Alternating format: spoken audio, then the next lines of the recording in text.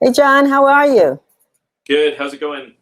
Good, good. Looks like you're standing up. So, if you don't mind pushing your screen up just a little bit, Yeah, so I know. we, I see we can that. get Okay. more of your face. That'll be Sorry great. about that. Yeah. So that's exciting. This whole goal of 36,000 new homes. I think one of the concerns that a lot of residents are having is how they're going to stay in the homes that they have already. And it's not. I don't mean to take that lightly, but it's a serious issue. And so I was just trying to figure out how we can, what the mayor has planned for that. Absolutely. Well, Denise, thanks for having us on, and thanks for really highlighting this important program. So on Monday, Mayor Bowser announced Stay DC, which actually stands for Stronger Together by Assisting You. And it really is an opportunity if residents are behind on rent or utilities, that includes DC Water, Pepco, Washington Gas. They have an opportunity to apply at stay.dc.gov, and Mayor Bowser is going to have their back. She's going to make sure that we get this resource to their housing provider and to the utility companies so that the resident is made whole. This is actually something that we're really excited that the federal government has actually funded. So the first tranche of funding, about $200 million, came to us in December's appropriation bill. And then with the American Rescue Plan, we got an additional $152 million. That's how we got to the $352 million that's available to our residents.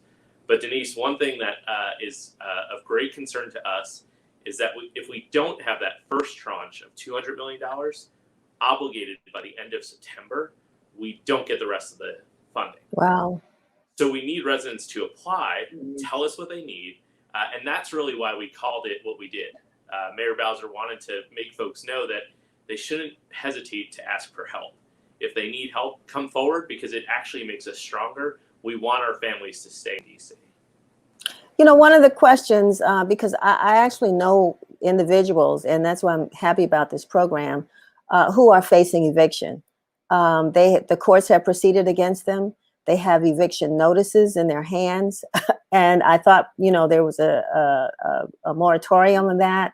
And so they're desperately trying to figure out what to do. They don't know about this program, and so I'm glad that you're bringing this to us so that we can share this with them. But what are the qualifications? What does it take to qualify for assistance? So there are requirements that the federal government has laid out, and it's basically an income requirement. So a single individual who makes $58,000 a year or less qualifies for this program. And if you are a family of four, that goes up, and it's about $82,000. So if your income is $82,000 or less for a family of four, you would qualify.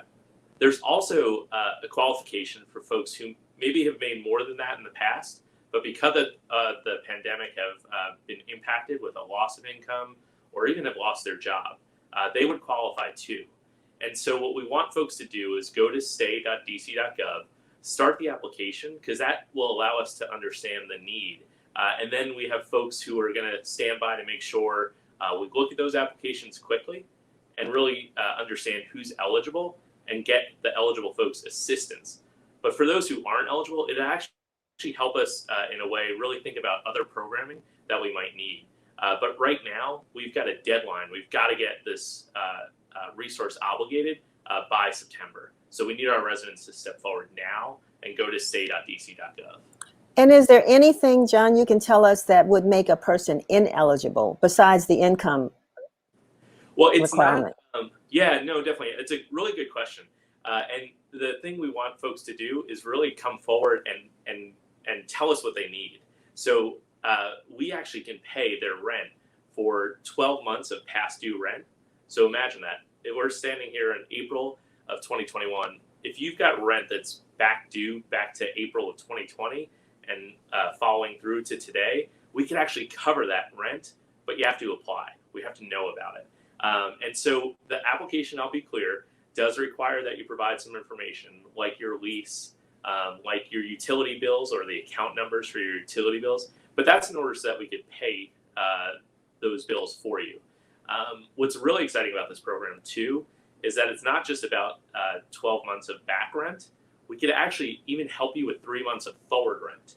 Wow.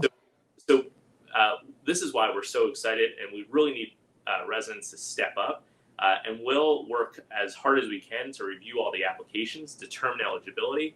And, we do have some other resources, but right now, this resource is use or lose. So we've got to get our residents to apply. And this is a complete, how can I say, maybe no obligation type assistance. I mean, do you have to pay this money back, or what happens? No, so this is really no obligation. All you have to do, well, the biggest part that the resident has to do is to apply. So to work their way through the application to make sure that they provide the supporting documentation, like the lease. There's also ways, if they don't have all their documentation, to do self-certification. So what we'll do is we'll have housing providers, community-based organizations who reach out to the resident and the housing provider in order to make sure that once they start the application, that we see it through. So really, this is the best way for folks to catch up on all those past due bills. And really what we don't want folks to do is try to think before they get to the application, well, am I going to be eligible? Am I not going to be eligible? And do I have all the paperwork? Start the application now, and it will help us see what need is out there. So we know as of last night at 7 p.m., 2,992 residents had already started an application. Wow. And of that group, 1,992 had actually completed the application. They're on their way to getting that past due rent for the last year and 3 months forward rent paid by the federal resource. That's fantastic. That's wonderful. I'm wondering because even though legally, the mayor has this moratorium, you all have the moratorium on evictions. It seems like the legal process is still going forward. Are the courts involved at all, or any of the other offices that that are involved in that process? Do they provide that information to tenants, or is that are you all on your own to make sure folks get it? Yeah, actually, that's a really good recommendation, Denise. And in addition to us, getting the word out through social media, through traditional media, working with our partners like the courts will be important. And what Mayor Bowser did earlier this year was convene what she called the Rental Housing Strike Force, which included representation from the courts. So what I'm going to actually do after this is make sure I talk to our director, Polly Donaldson, our director of the Department of Housing and Community Development, who runs that strike force, to make sure that the courts can send out notices too, because that's a really great suggestion. Yeah, thank you. I'm just, I'm not going to ask you to pay for that. That was just just joking. No. But no, I mean, I'm also, because I like the story about, the new housing that's coming to the district, the mayor's goal. There's been this ongoing goal for several years to bring new residents to the District of Columbia, to provide housing for new residents.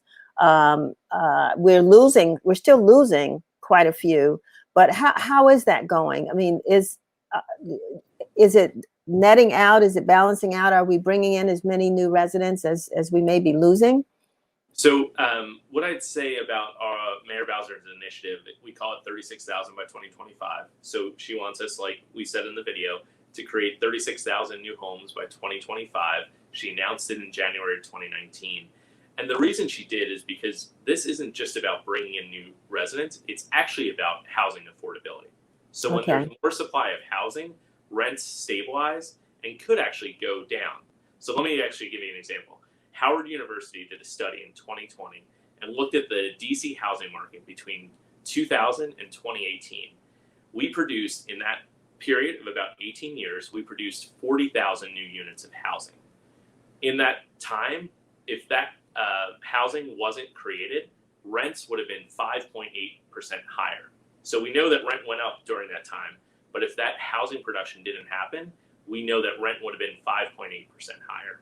They also looked at the goal that Mayor Bowser laid out from 2019 to 2025. And in that time period, if we create 36,000 new units of housing, rent will be at least 5.5% lower than it would have been if we don't produce that housing. And so for us, it's not about drawing new residents.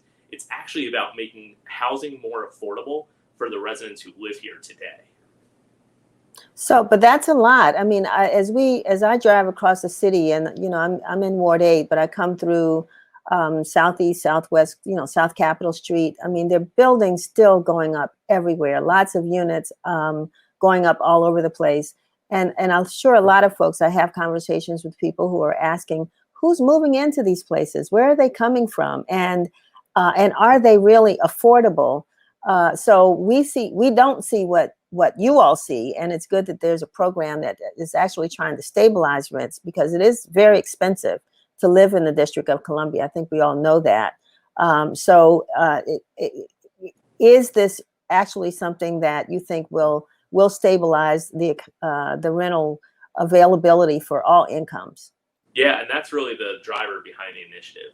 The other part of that is there's 36,000 by 2025, but there's a sub goal to create 12,000 units of income restricted affordable housing. So we talked about some of the income levels to qualify for Stay DC.